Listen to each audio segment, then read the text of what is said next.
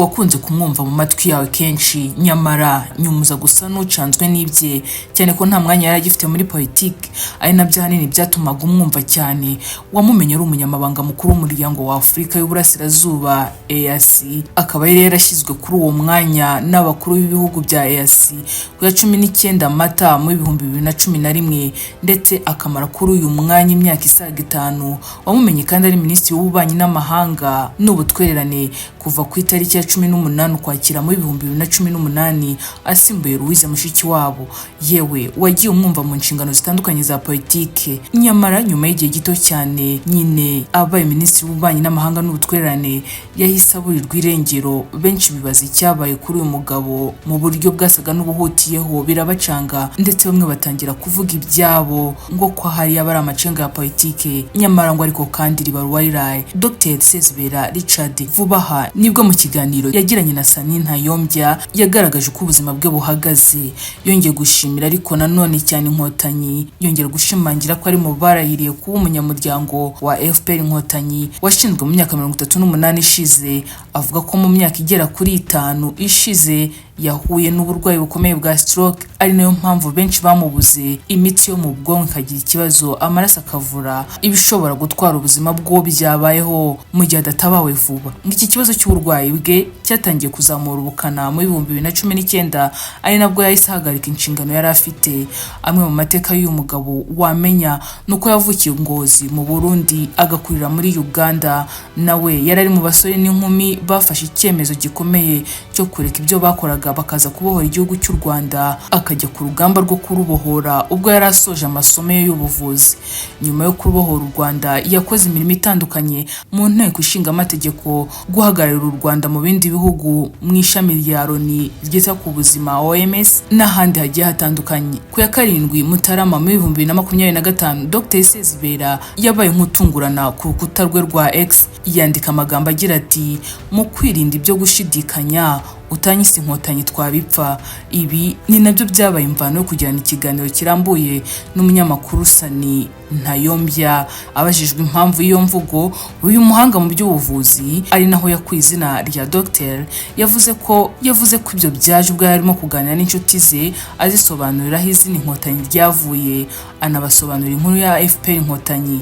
Ati icyo gihe nagaragazaga ko ntewe ishema cyane no kuba ndi umwe mu bagize FPR Inkotanyi, nibwo nanditse biriya ntebya. Ibihe byiza byanjye bya mbere nagize ni igihe nafataga icyemezo cyo kuba Inkotanyi byeruye. Ni icyemezo cyaturutse ku mibereho mibi we n'abanyarwanda bari barabujijwe uburenganzira bwabo ku gihugu cyabo, mu bibazo bahuraga nabyo bigatuma bahurira mu matsinda atandukanye yatumaga baganira ku ntego yo gutaha iwabo. Ati muri 1987 umuryango wa FPR Inkotanyi uvukira muri Uganda, njye n'abagenzi banjye turi mu ba mbere baharaniye kuba abanyamuryango wawo. Twari muri kaminuza ya Makerere, abo twari kumwe benshi nibyo baracyariho, ariko nanone abandi bitabye Imana mu buryo budasubirwaho. Ninjiye muri FPR Inkotanyi ubwo yashingwaga mu 1987, nubwo mu 2019 Dr Sezibera yagize ibibazo bikomeye bya stroke, bikaba ibintu byamubayeho bimutunguye cyane, ngo umuryango we na guverinoma y'u Rwanda baramufashije cyane, ndetse ubu akaba ari mu rugendo rwo gukira. Sezibera agaragaza ko ashimira Imana ku kuba yaramurokoye iyi stroke yari imukomereye cyane. Uyu munsi akaba ameze neza, agashimira ubuyobozi bw'igihugu buhora bushyize imbere imibereho myiza y'abaturage kuko bwamubaye hafi mu buryo bwihariye. Ati urugendo rwo gukira rwari rurerure cyane. Abajijwe niba yarigeze yumva yinubiye ibibazo by'ubuzima bukomeye yahuye nabwo, yewe bikaza no mu bihe yaratangiye gusoroma imbuto z'igihugu yarwaniriye, yagaragaje ko rwose ibyo bitigeze bimubaho. Ati nabayeho igihe kinini kiruta icyo natekerezaga mu 1994. Uyu munsi icyizere cyo kubaho ni imyaka 69. Muri ubwo buryo ndacyafite imyaka yo kubaho. Sinabura gushima ko niboneye ku bitangaza by'ubuzima mu Rwanda, ndetse ngashyiraho n'uruhare rwanjye bw'amahitamo. Sinari guhitamo kugira stroke, ariko narayigize ndayikira, ndetse ubuzima buracyakomeje. Ayo magambo yuzuye icyizere n'uburyo bwo kudaheranwa n'ibibi ni nabyo uyu muhanga mu buvuzi asaba urubyiruko rushobora kumva ko rwahuye n'ibibazo, rukumva ko byacitse, agaragaza ko nubwo ibibazo bihoraho abantu bagomba kwishingikiriza ku migisha bahura nayo mu buzima bwabo bikanabafasha no guhangana na za kidobya bashobora guhura nazo mu buzima busanzwe. Ambasaderi Sezibera yabajijwe ku bituma u Rwanda rutera imbere umunsi ku wundi, asubiza yagaragaje ko u Rwanda rwabayeho igihe kirekire kurusha ibindi bihugu ndetse birimo n'iby'abarukolonije kugeza ubwo nubabona ibiri kuba abisanisha n'umurage wa hambere. Ati nk'Ububiligi uyu munsi buracyanganye no gukomeza gushaka icyatuma buba igihugu. Amateka y'u Rwanda nayakera kuva mu myaka 600 mbere ya Yesu. Yashimangiye ko u Rwanda rwatangiye kwiyubaka nk'igihugu mu myaka 1000 na mbere y'uko abanyaburayi baruzamo. Ngibi kandi ngo byagiye bigirwamo uruhare n'abacurabwenge bahoraga ibwami bafite inshingano zo kugaragaza amateka uko yasimburanaga. Sezibera yavuze ko ibyo byose byajyanaga no kwimakaza ihame ry'uburinganire n'ubwuzuzanye ibwami, ibintu avuga ko ari umwihariko utapfa gusanga ahandi no muri ibyo bihugu yewe byabaga shakabuhake. Ati ikindi cyari uburinganire n'ubwuzuzanye aho abagabo n'abagore bose bagiraga uruhare mu butegetsi. Ubwami bw'u Rwanda bwayoborwaga n'abantu babiri, hakaba umwami wagombaga buri gihe kuyobora n'umugabekazi.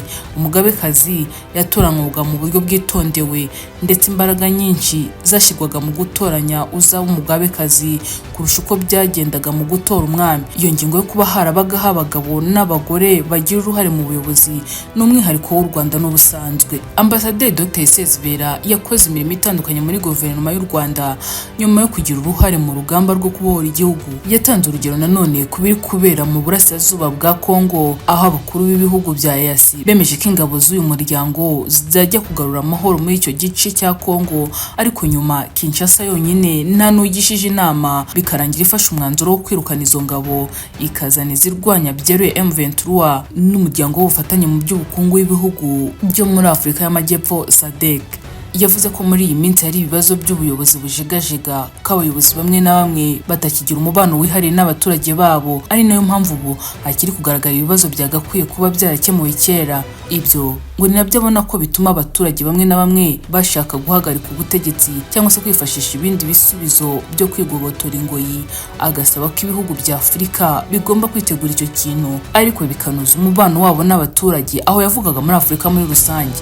Ati Paul Kagame nawe aherutse kubigarukaho agaragaza ko isi ubundi itakugomba ubuzima ahubwo ari wowe ugomba guharanira kubaho. Niba udashoboye kwirinda rero uzapyinagazwa n'icyo bise umuryango mpuzamahanga. Uko niko kuri, tugomba kubaka igihugu cyacu n'umugabane wacu nta yandi mahitamo. Niba umuntu atagushaka ubundi kuki wamwihomaho?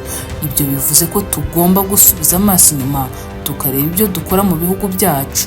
Sezibera yavuze ko hagomba kubakwa sosiyete idaheza, abayobozi bose bakarazwa inshinga no gutegura ejo hazaza heza h'abaturage, bikabiko no kubanira neza abaturanyi ariko hatibagiranye n'ikibazo cyo kubaka ubushobozi bwo kurinda ibyagezweho. Ngayo nguko rero kubibazaga aho Dr Sezibera yaba yaragiye ejo bundi rwose yakoze agashya atungura abantu bibazaga aho yaba yararengeye ndetse atanga ikiganiro kirambuye. Gusa twabahitiyemo bike mu byo yaganiranye n'uyu munyamakuru Sani.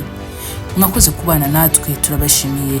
Ngiye mwari kumwe ndi Benita Giraneza uwe. Turabutsa ko igitekerezo cyanyu n'inyunganizi byanyu bidahejwe hano kuri BGU Space.